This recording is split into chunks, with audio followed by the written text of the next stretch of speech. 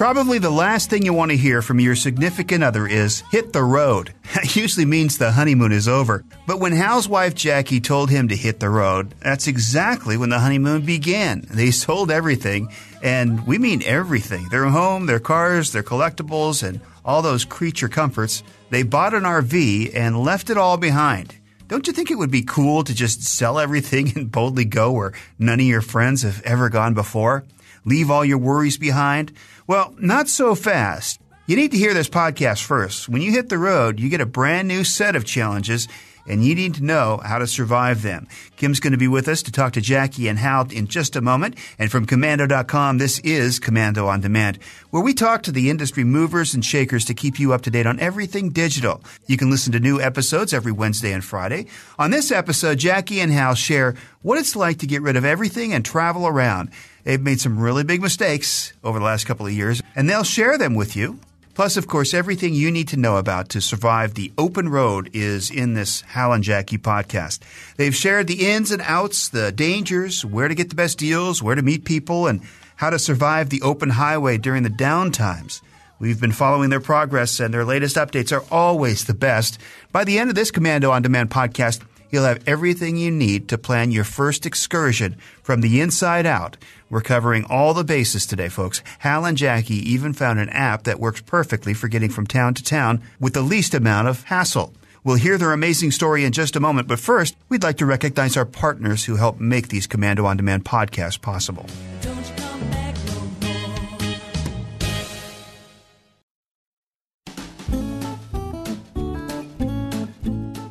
My life totally changed about 5.5 years ago. I walked into the studios and there she was, just crying in my conference room. And I didn't know exactly what I did, but I was confident that I must have done something because there was the woman who I just loved dearly.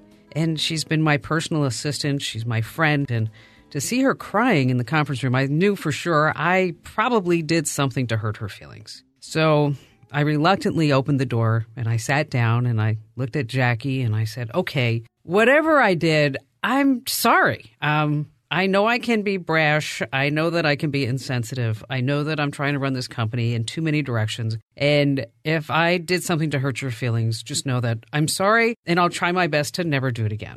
And Jackie looked up with these big brown eyes and tears going down her face. And she said, you didn't do anything. And I'm like, whoa, wait a minute.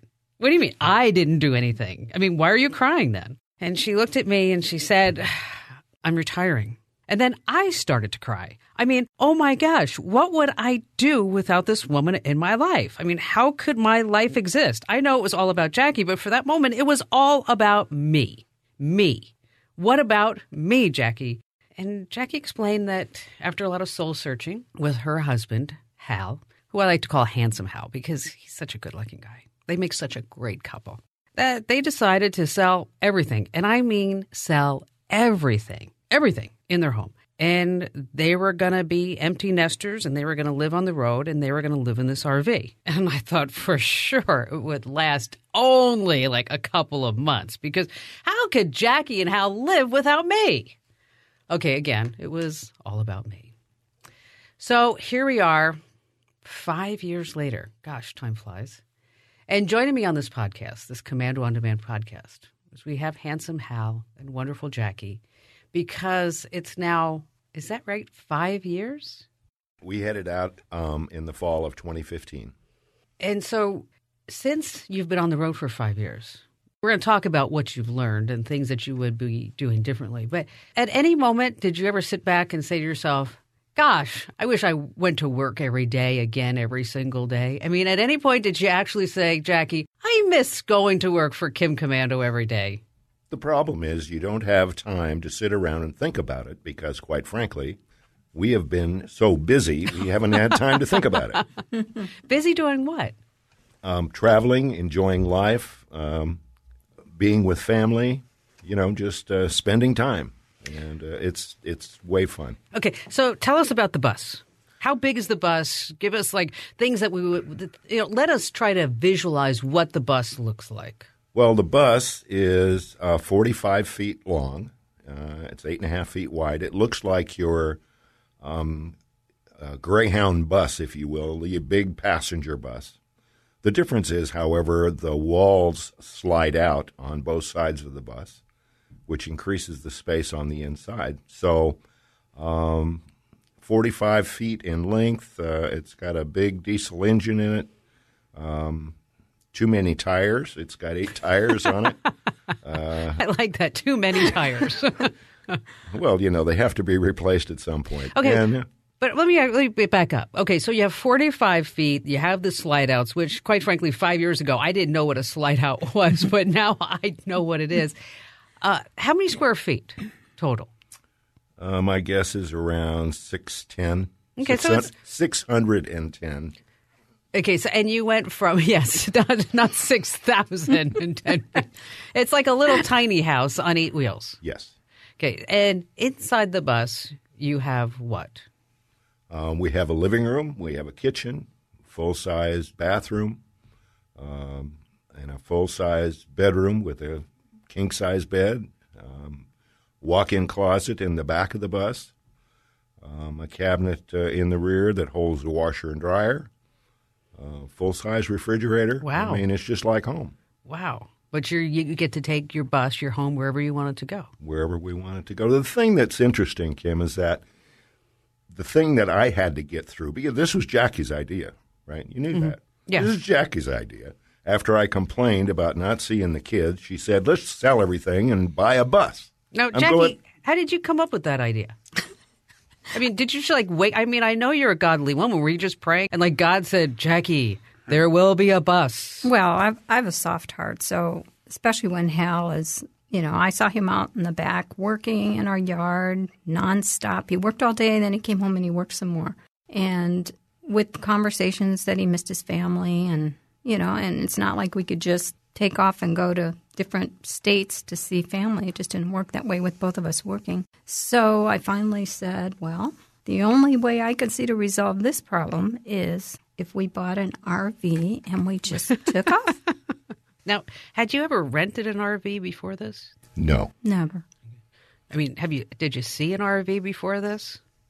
Well, not before this, no. Okay. And so Hal, so Jackie comes to you and she says, I have this great idea. She explains it to you. She gives you the best sales pitch ever. And your first thought is? There ain't no way. No, you we're living... you nuts? Are you nuts? That's when when you're like, there's true love in the air. When a husband or a wife looks at you, you've got to be crazy. You're living in this big house, and you've got a pool and a yard, and you've got all these things. And quite frankly, what I struggled with was, how are we going to live in this small space without killing each other, quite frankly? But after thinking about it, obviously one of the first things we did is we jumped on some RV forums out there. How long did it take you to look, though? Well, here's what I had to do to convince myself that I could do this, is that every time I did a function, I thought about how much square footage am I actually using to do this function, if you think about it. Oh, that's all right? smart. So that's when smart. I'm sitting there watching TV, how much room am I really taking? And it took about 2 months when I finally realized, and I said to Jackie, do you know how much space in this house we never use? This is crazy. I like your idea. Let's look into this. I had never heard that before. But it makes sense. I mean, if we all think about in our homes, how much space we have, how much space you actually use, which rooms you really enjoy and you go into, the idea of a tiny house really isn't that far-fetched. Not if you could take the tiny house places. With you. Okay, so how did you decide on how much square footage that you needed or the length of the bus? And would you have changed that now 5 years later? The answer to your last question is no, we wouldn't change it. What we did was, obviously we're on these RV forums now, and we're learning from people, and we're hearing their stories about what they've done. And then we went out and started shopping, and we looked at literally everything, every kind of RV that's out there, and trying to figure out what it is that's going to take care of us and what we would need, where we were going to go, how we were going to travel, I mean, initially we weren't looking at buses. We were looking at these, they call them fifth wheelers, which are huge campers. But they need a big truck to haul them. And we thought about one of our destinations is San Francisco, and this big truck in San Francisco are not going to mix well. So there were things like that we went through. We shopped literally for 18 months, and we got to know people that were in the dealerships, especially here locally, on a first-name basis. In fact, they would see us come in, and they wouldn't even bother to come out and chase us down anymore. It's like, okay, they're just kicking the tires. They ain't never going to buy anything. Right.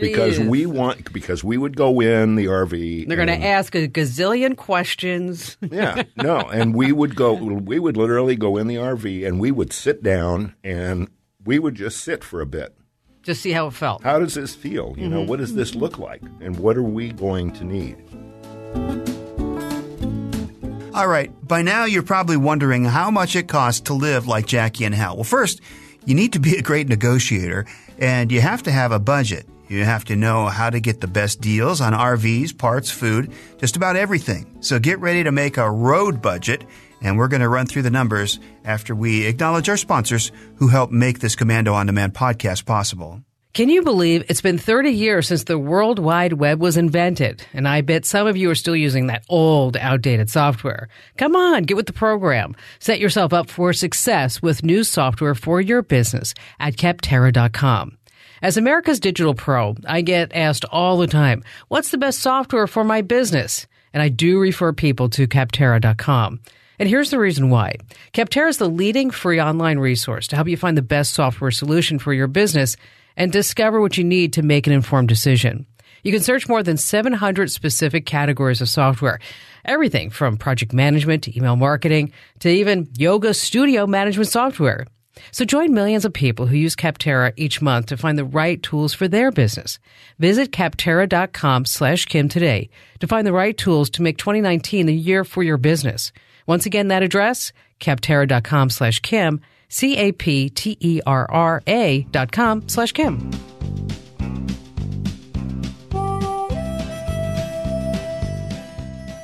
Now, how did you come up with the budget? And if you don't mind me asking, I'd like to go through a little bit of the numbers.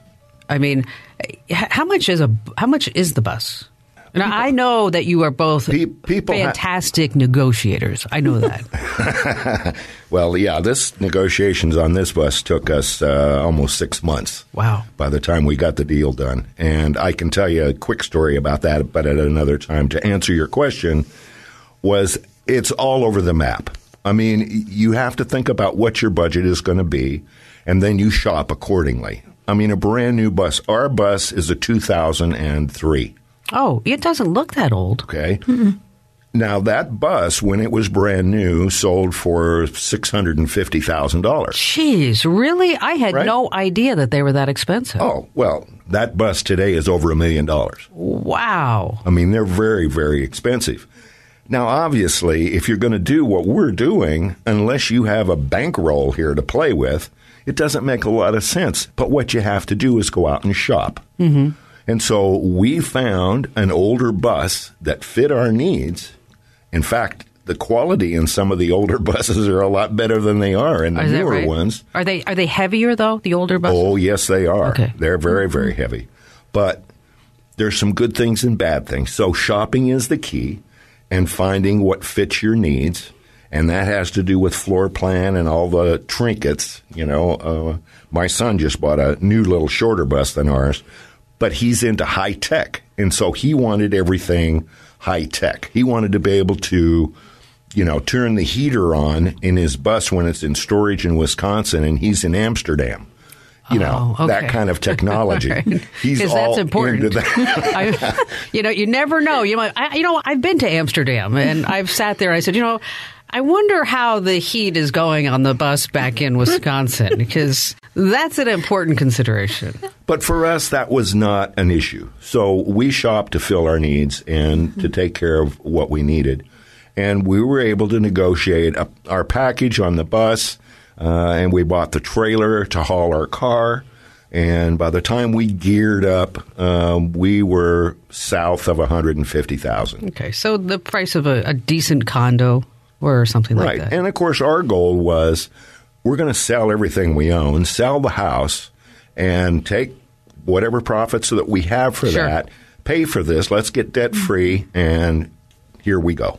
And that debt-free part is really important. Mm-hmm. Oh, it's absolutely important. Because, you don't want to be sitting there looking at a payment every month and interest. Okay, so now you're on the road for 5 years. You have the bus. Any regrets? Yes, only one, What is that? that we didn't do it sooner. Is that right? Yeah, I would have loved to have started 10 years earlier than we did. Me too. And just because you guys are just having such a blast?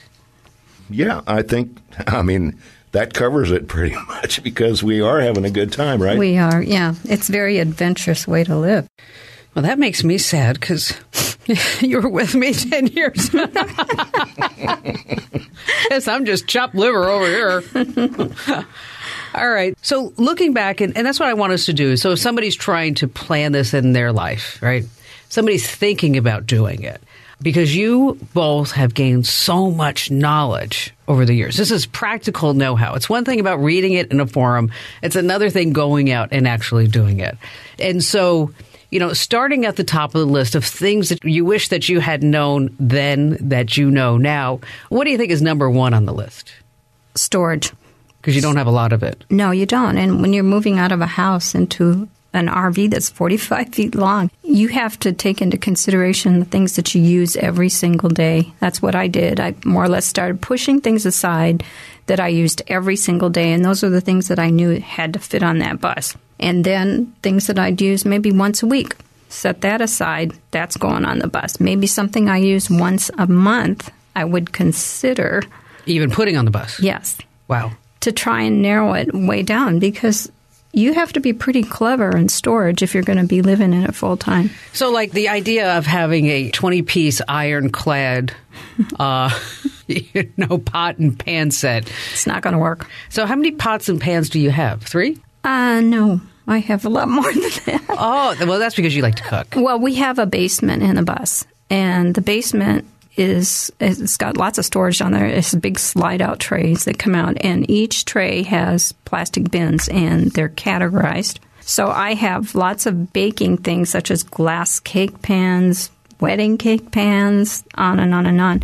That's all categorized, and they stay under the bus because I don't use them very often. But if I want them, because I like to bake, they're there for you. Yeah. Which means you also have a full-size oven. No. Oh, you do? I thought you guys did. It's a convect oven. Oh, okay. All right. So it is smaller than a regular oven. So I do have a little challenge there when I do cookies or bake a cake. It's a microwave convect. Yeah. Okay. So, but you have a full-size refrigerator. Mm-hmm. Yes. Okay. Yes. And so, do you have an extra freezer or something like that? Yes. Yes, we have a freezer in the basement also that's on a slide out. I mean, it's so funny to hear the basement in the bus. I mean, it's like I grew up in New Jersey. We're like, you went to the basement, But Yeah, it was way down, right? Exactly. Yeah, no, this is a store area below the floor, and the access is with big doors on the outside of the bus all the way up and down both sides. So having the basement and the freezer, that's something you would recommend everybody get. Oh, absolutely. Absolutely. Yeah, we have a freezer down there, and we also have an extra cooler down there, which is an electric cooler that we keep beverages in. And so we always have beverages outside, and we store our water and wine. And I noticed the way you say beverages, There's a little bit of everything in there. I mean, Hal, I know you like your beverages. And then we have water. Okay. That's me. But then we have a lot of beverages. Yes. yes. So you buy the bus, and have you had to replace anything over the last 5 years? Just some minor things. The water pump went out, I think, the second year. We were in California. It was easy to get the part from a parts house and crawl up in the basement and pull the old one out and put the new one in. I mean, it was really pretty simple. So you're the one doing the repairs? I do some of it, and some of it we have done out. Now, but you're a car guy. Yes. So you know a lot about this stuff. buses are a little different than cars. I mean, you've got diesel, which, thank gosh, we have a diesel guy in Jackie's family who helps us out quite a bit. But when you have to do something simple like an oil change, this thing holds 30 quarts of oil. Oh, so geez. You can't just bring out the little pan and say, here we go. It just doesn't work Here you go, Jackie, just shove this under. So there are things, yes, that we have to have done. So you mentioned that you have a king-size bed in the bus. Yes. Okay, now, I have to tell our listeners here on the podcast that, okay, Jackie weighs about 100 pounds. Hal probably weighs, I don't know, like 150. So, we're not talking about big people that need a big mattress, but you guys wanted a nice mattress. So how did that happen? Well, the buses, all the RVs come with mattresses, obviously. Are they like the skinny, puny mattresses? They're skinny, kind of puny. Obviously, you can upgrade them. When you order a bus, you can order it with all the latest and greatest, but whatever. But ours didn't have that. It had a thin mattress in it, and that was required because as the slides come in, things kind of come together, if you will. And the bed mattress slides underneath a dresser. Oh, wow. Right. Okay. And so it goes into the dresser, if you will, 8 or 10 inches. So we had to find a mattress that would still do that but be comfortable. Mm-hmm. We ran into a guy here in Phoenix who said, no. You want a real mattress? I will make you a mattress. Really? So he custom made a big old tall fat king size mattress for us. Nice. But it's cut short. And the shortness, which is about a 10-inch cushion, he made another cushion for us that goes in at the head of the bed. And so when we're ready to move, we pull that cushion out, and then the mattress will slide up to the dresser rather than going under it. So he did an amazing job, but that allowed us to have a real mattress in it. So let's talk about how much work it is for a second, because you're talking about sliding in, sliding out, the mattress has to go here. So when you pull into an RV park, from start to finish, how much time does it take before you're ready to have a beverage? Oh, well. Maybe 15, 20 minutes. Listen, normally after we've been driving all day, I'm ready for a beverage. She won't let me have a glass of wine until we stop. Well, I can't really blame her. There's a lot going down the road. Call her crazy. I know, right? But generally, she'll make sure that I have a glass of wine as soon as we stop. To be set up and ready to go, within 15, 20 minutes, we're ready to do wherever. Everything. Oh, really? Yeah, the slides are all electronic, and we put the slides out while the airbags are full and the bus is in running condition. We pop the slides out. You simply hit a button and the air drops out like you see on the buses when you go on the street. The bus lowers down, and then we've got these jacks that level it and stabilize it. Takes, 10 minutes to do that. So it's not a big deal? No. Okay, because I think a lot of folks would be afraid to at least think about this because it looks like it's a lot of work. I mean, how did you learn how to do all this? Is it just by trial and error? Well, we were very fortunate in the guy that we bought the bus from. We spent a whole day with him, and he went through literally everything. In fact, I had to videotape. There was so much information that he shared with us. Oh, that was good. So it was a little bit overwhelming initially, but then when we broke it down to this is what we do when we arrive, this is what we do when we leave, this is what we do when we have to do this or that, and broke it down, then it didn't become, anything really that bad. Or on the departure side, when we get ready to go, Jackie sat down and we together made up a checklist, and we go through the she's so organized. That's good, yeah. And so we had a checklist so that we didn't forget anything, which we've done. What'd you forget? The TV antenna. It's got to come down. What's the major thing you forgot one time? Well, I forgot to put air in the bags, and it was a little bit of a rough ride. I don't think they know what that is. Well, the bus rides on airbags instead of springs. So it's an air ride, if you will, if that might help in the understanding. And when you pull the jacks up, you have to hit the button twice with the motor running, and it will fill those bags up, so your nice, cushy ride. Well, I didn't push the second time, and we just jumped in and started driving, and we found out really fast that we didn't have air in the bags, and the ride was very rough. We only flew out of our seats about 5 feet. Yeah, I mean, when you hit the first awful. bridge transition, and you know for sure, I have no suspension here. It was bump, awful. bump, bump. Things like clanking in the cabinets and But that was the first year, so we learned. And Was there a story about awnings? Yes, there is a story about awnings. will you tell the story? Well, you simply forgot to put it in, and somebody yelled at you as you're going through the park with the awning out. That's pretty simple. Or so I'm glad we have a checklist now. Yeah. Well, we have a checklist, and I'm really faithful about doing walkarounds. We've had a couple of situations where I have found things as we're getting ready to go that we shouldn't go until it's fixed. Well, it's like an airplane, right? I mean, you talk about things that you wish you'd have known way back when. Stupid things like tire pressure. Tire pressures are got to be up, and everything's got to be set to go.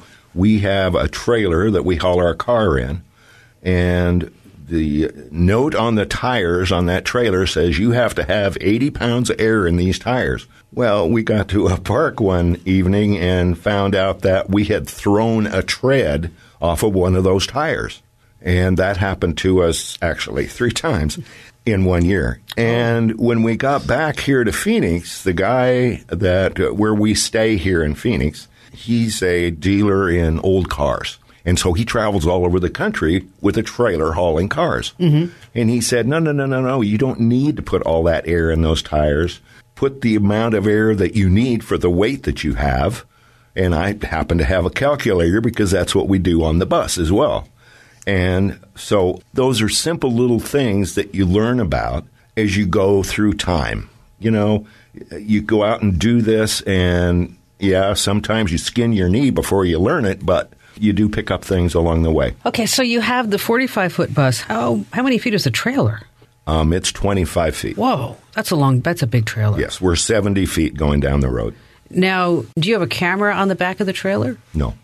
GMC, on a side note, I just think this technology is amazing.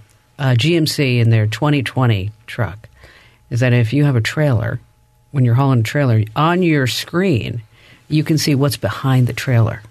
And so you don't have that blind spot of the trailer anymore. Are you pretty good at driving it now? Well, as good as you can be. I mean, that's a lot of rig, but you learn. You learn. I think you're an expert at this point because driving over the Bay Bridge in San Francisco during rush hour. Oh, gosh, really? That's tricky. And L.A. during rush hour. L.A. had to be a nightmare. How do you change lanes? Just move? We're coming through, baby. We're coming through. No, you learn your mirrors. You learn your limitations. I mean, you take your time and you learn as you go, and you just get better and better at it. There's a big difference between a short visit and an extended stay. Hal and Jackie are traveling pros, and they have great tips on how to find the best places to go and the best ways to get there. We'll get to all that in just a moment. First of all, we'd like to recognize our partners who help make these Commando On Demand podcasts possible.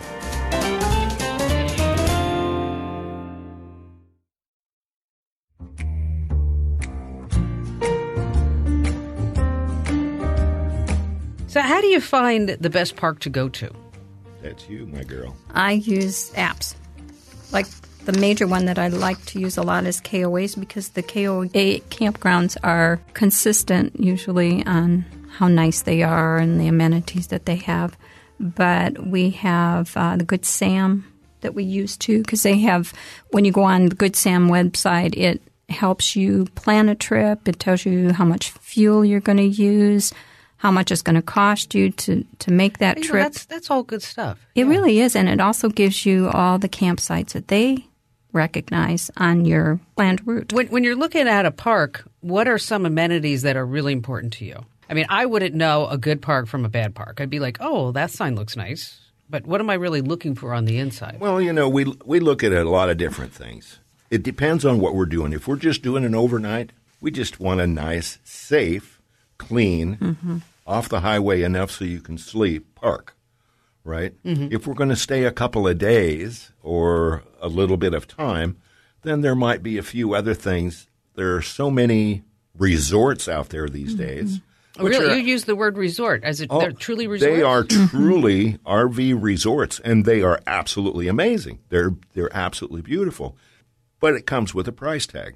And so they're out there and available for those that want to use those. Now, what's the difference in the price? I mean, I know it's probably like a hotel, right? I mean, Exactly. You've got all different types of hotels, but just on just an average, say if I were to stay like at a place by the freeway versus I don't know if this is a resort, but every time I see the pictures from you guys in Santa Cruz, I'm ready to buy a bus because it is so beautiful. Well, in that park in California, it's a very nice park. It's certainly not a resort by any means. It's still pretty hardcore camping. When you talk about price of campgrounds, it varies so dramatically from one part of the country to another.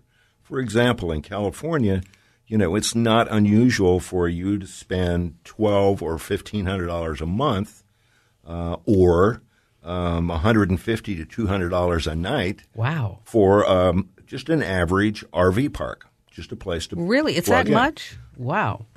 But in other parts of the country, in the Midwest, for example, you can find we have a really nice park that we love up in Iowa, and it's about $40 a night. So it's a big, vast difference. So now, are you still working at the park sometimes? Yes, absolutely. Tell everybody how that works. Well, basically, they have openings, if you will, that they offer to people who come in and camp there, and you trade the time that you put in to do that work, whatever that is, for your campsite. Some campgrounds will even pay you a little bit of a salary as well. Oh, that's cool. For me, I cannot sit still. I cannot No, you can't. not work. We spend our summers in Wisconsin, and we have, oh my gosh, a wonderful time in Wisconsin.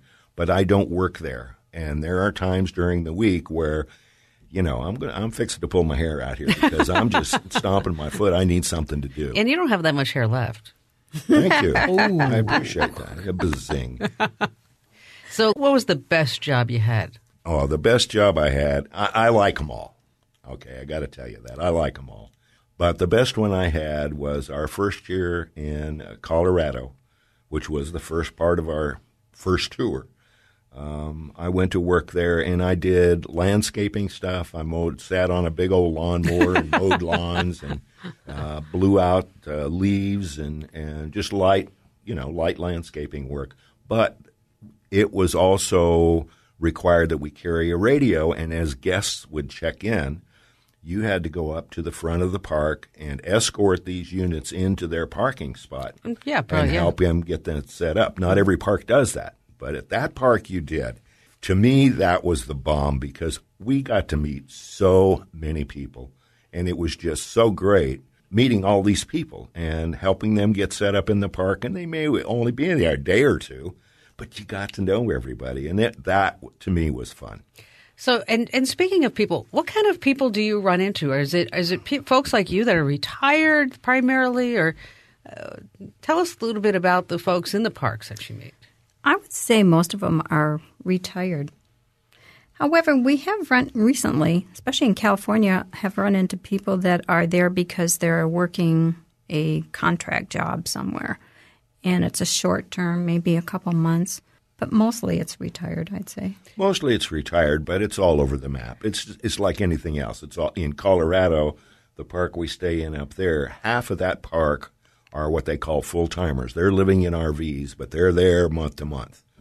And those guys, most of them in the oil industry, and so, these guys are blue-collar workers and their families and 6 dogs, and, it's a real hoot sometimes. Have you run into any families, for example, like, if you look at the Instagram stars, it's like the bucket list family where, the millennials, so to speak, is that they sell everything. They load the kids up and they say, we're going to just live off of our means. We're not going to have a home. We're just going to tour the entire country, tour the entire world. Just this past week, I got a phone call on the show from a couple in their 30s who they're selling everything and they're going to go buy a sailboat and take the kids around the world. Have you run into any of that? Because it seems to be a trend online. I'm just wondering if you have seen that yourself. We haven't too much. I mean, you run into some of the millennials or younger folks out there, but not too much of what you're talking about. Okay, so now when you go to a park, do you have to make a reservation or do you just show up? We usually make a reservation about 2 hours before we want to land somewhere. Oh, really? We never make a reservation because what if there's something you want to see on the way, or there's a better place that looks really nice where you can park for the night? Because once you make the reservation, you usually pay for it and you don't want to lose the money. So you don't want that stress, that level of commitment. It is a level of commitment. Well, and that's funny. One of the things that we talked about was wish we knew now what we knew then. Right after we bought the bus, my son, who also has an RV and travels a lot, said, "Dad, don't you guys ever make reservations in advance?" And so our first trip out, when we were on our way on our first time out of Arizona, we made reservations a day or two before up in Utah. Mm-hmm. And, of course, we got there really, really late because we didn't know how long it was going to take because we're just new. And we get there really late at night. We woke up the next morning and, oh, my gosh, we're in this beautiful place. Oh, because you couldn't see it because it was dark. You couldn't see it at night, right? And so we get in there and it's just absolutely gorgeous. Oh, but we have a reservation now for that night in Colorado. Oh. And it's like, oh, why can't we stay and do this? Well, we'd lose our deposit and blah, blah, blah, blah. You know how that works. Right. So from then on, we said no. Mm-hmm. So the rule is now when I start to get tired, she gets on her phone, and away she goes, and she finds it's a place to shut it down.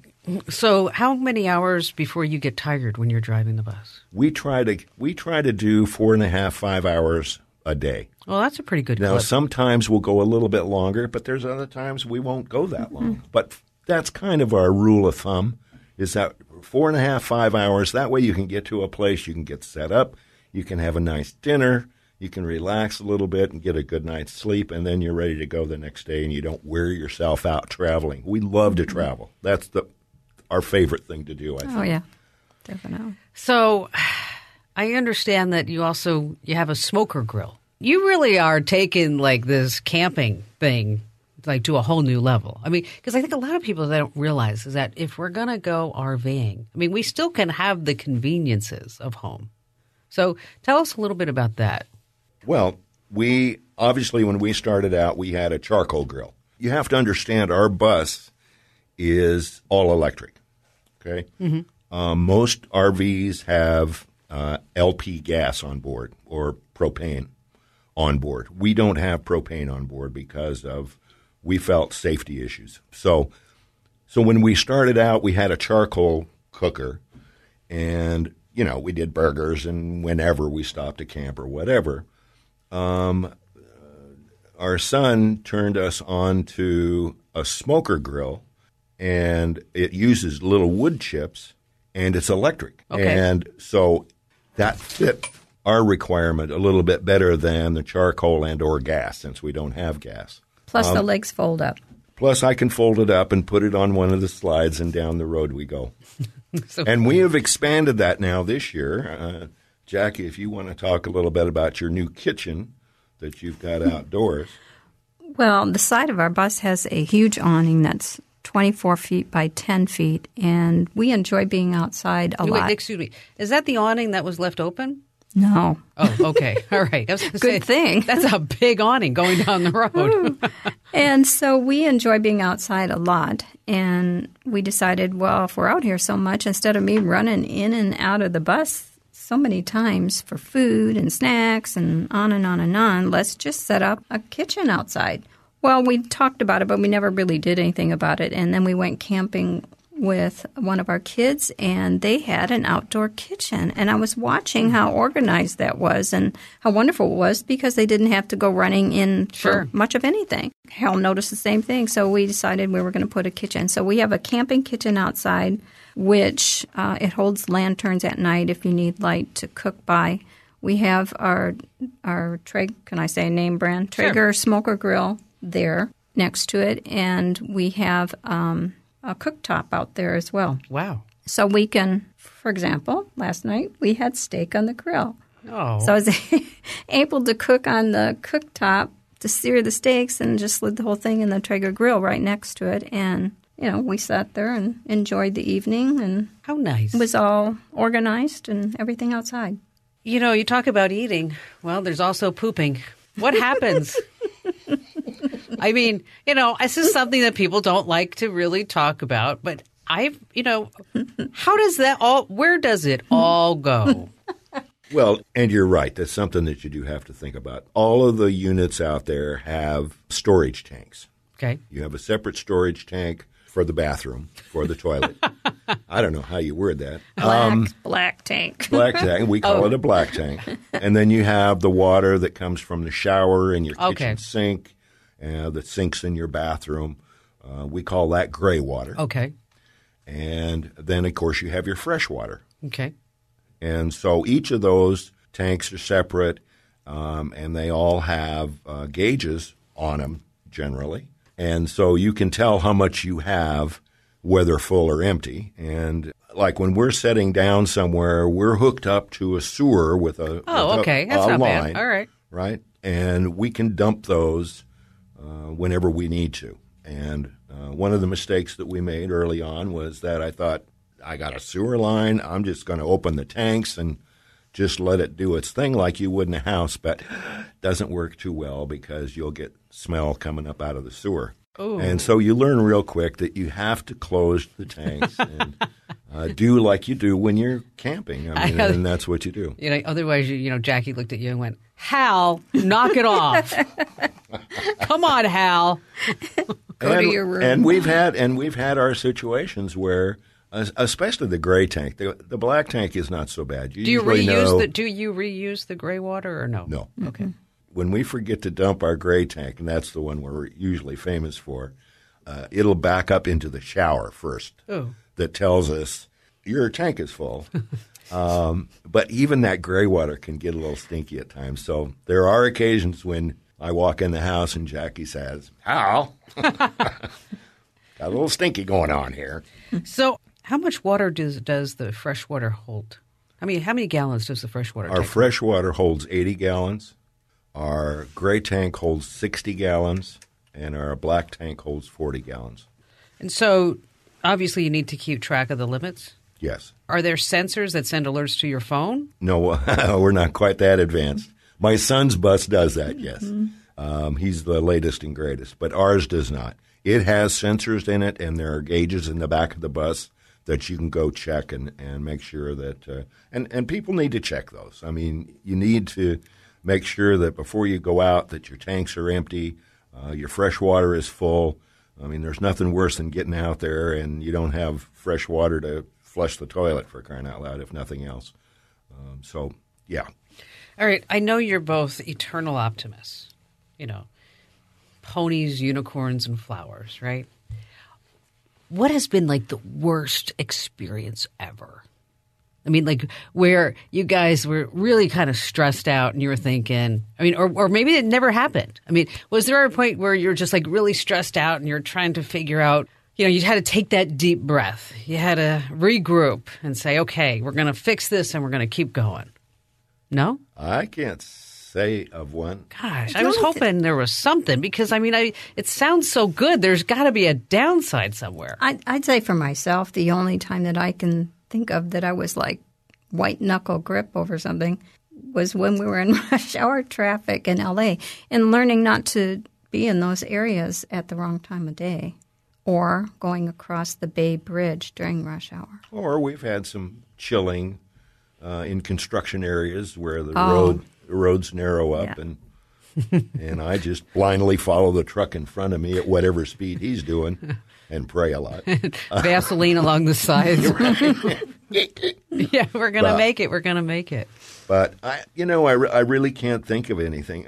I think occasionally Jackie will get a little frustrated when she's doing a baking project, for example, because she is limited a little bit on space. Well, and you have to understand, I mean, for our listeners, is that, my idea of baking is to go into the pantry and get the banana bread baking mix and some oil and water and some mashed bananas, and then I make banana bread. Okay, Miss Jackie, on the other hand, she will make this amazing cake, which I'll never forget, the cake that you made for Ian for his birthday. When I think he was 5 or 6, and it was this sheet cake that looked like a Hot Wheels track. And it was so beautiful, and it was so great. She had real Hot Wheels on it, and happy birthday, and all this stuff, that the kids were coming over, and they thought that this was a real car track. And then, and then I dive in, in the demure way that I have, saying, "What are you doing? Don't touch a cake! It's not a racetrack." So when you bake, it's a lot different. It is. It takes a lot of planning because I use a lot of pans if I'm doing a big cake. Like I have a wedding cake in San Francisco that I'm going to be doing. So I usually bring out the folding wooden tables and set it up and give myself extra counter space or whatever you want to call it. Which I'll tell you, so you made us Christmas cookies. Mm-hmm. And I can't tell you how many people came over, and I put them out on a tray. And people, where'd you buy those cookies? I mean, even, so Ian comes up and he says, "Where'd you get those cookies? Did you buy them at AJ's?" I'm like, "No, Miss Jackie made them." And Ian's like, "She did not." And I said, "Ian, Miss Jackie made the cookies." And he's like, "No, they're all perfect. Look at me, holding it up and he's tilting it. It's perfect." I said, "She made the cookies." And then, he didn't believe me until Barry came in and because, he's used to me playing jokes on him. And so then he said to Barry, "Mom says that Miss Jackie made the cookies. Is she pulling my leg?" And Barry's like, "No, not at all." I mean, she really made the cookies. Just amazing stuff. One time when we did one of these podcasts, I'll never forget, is that it was really sweet when you guys talked about your relationship and how it's changed from when you were working 40, 50 hours a week and life was stressful but there were times when you needed a break, so to speak, going back and forth to work, and there was a lot going on. How has your relationship changed over the last 5 years? It's pretty amazing. I mean, I'm traveling with my best friend, and we love spending time together, don't we? Yep. I mean, we love being together, and it's something that we're doing together. We participate in so many things together, right, living in a bus that you wouldn't ordinarily do. He's not out mowing the lawn or anything. We're setting up our kitchen outside, or we're talking about some other idea that we might have to make it more fun, more comfortable, more challenging maybe. But just traveling together and being able to see the sights and talking back and forth, it really does make a difference. It's a lot closer relationship that we have than when we were both minds were in our jobs. So do you love each other more now? Absolutely. Do you argue less now? Oh, yeah. I think so. Yeah. I mean, because every relationship goes through those, blah, well, I mean, blah, blah. When you're negotiating, you never always are on the same page. So, we still have our situations where we don't agree on something. Sure. But we're able to handle it a whole lot better than we used to. That's what I was going to say. And the technique that we use to handle that is different. Yeah. Our communication skills from the get-go have never been the greatest, but we have learned how that has evolved, and it's absolutely great. So you've done it 5 years. Are you on board for another 5? Oh, yeah. Mm-hmm. When are you going to say that's enough? When is it going to be over, do you think? For me, it's going to be over when they carry my happy butt off the bus. Okay, right. When it's I don't know if I can drive anymore. No, I'm going to be done. I'll even if I have to stay in a place, we'll be in the bus. Oh, that's so nice. I mean, I just love it. The great thing about it is that, people are always concerned about the closeness that you have. As Jackie's talking about, we're together all the time. Correct. Very, very seldom are we not. And, if you need a break, there's enough room in the bus where one can go to the bedroom and close the door and watch TV, and the other one can be in the living room and watch the TV. Or you go out. I spend a lot of time out on the patio. I love sitting out on the patio. I always have, though, even when we had the house. And I spend a lot of time out there. So that gives us a little separation. And you can have your alone time if you want it. It doesn't happen too often with us, but... Okay, so we have to tell everybody about the Rusty Spur. Okay, the Rusty Spur is a dive bar would you call it a dive bar? It's a dive bar. Okay, in downtown Scottsdale. And Barry and I have had this tradition just around Christmas every year. We take the old truck, the 1946 truck, to the dive bar where we have a Christmas glass of wine and beer. Now, the wine that they serve at the Rusty Spur is superb. I mean, it's this little tiny bottle with a screw top. Vintage 2018, okay, or maybe last week, whichever one was closer. And then there's the lonely guitarist playing sad songs around Christmas and playing Johnny Cash getting out of prison, and nothing says Christmas like that. So just as a joke, I said to Hal, go ask him if he knows Prince, Little Red Corvette. Hal marches up there, comes back and says, he said he doesn't know it. He did have a sense of humor, though. You got to admit. It was fun. But it's nice that you can have these experiences with people that you love all over the country. Mm-hmm. And at the end of the day, what are we all doing this for? Right. Well, and the other thing, too, is all the people that we've come across that have said, I'm going to do that someday, or I wish we could do that someday. They should do it. I mean, it's not that difficult. At least try it. Try it. To one of your earliest questions, did you ever rent one? I mean, rent one for a couple of weeks and go out and have some fun with it. Now, we want to be clear. When we talk about hitting the open road, we're not saying that you should ditch your responsibilities or your family and friends. Road life may sound good at first, but loneliness on the road can be very tricky. And you've heard all those songs about being lonely and on the road, so they're true. And isolation is a killer. So if you are headed out by yourself, join a group of singles that are traveling and make some friends. Keep connected, because human connection is why we're alive. It keeps us going. And if you happen to be alone and hurting, our hearts go out to you. And if you've got something valuable out of this podcast, don't hide it. Share it. Sharing is one of the ways that we help each other. And you never know whose life will be changed just by sharing this podcast. If you want even more content, get it now by becoming an exclusive Kim's Club member. It's basically an all-access pass to everything we produce on Commando.com. And if you're already a member, thank you for partnering with us. And thanks again for listening to this Commando On Demand podcast.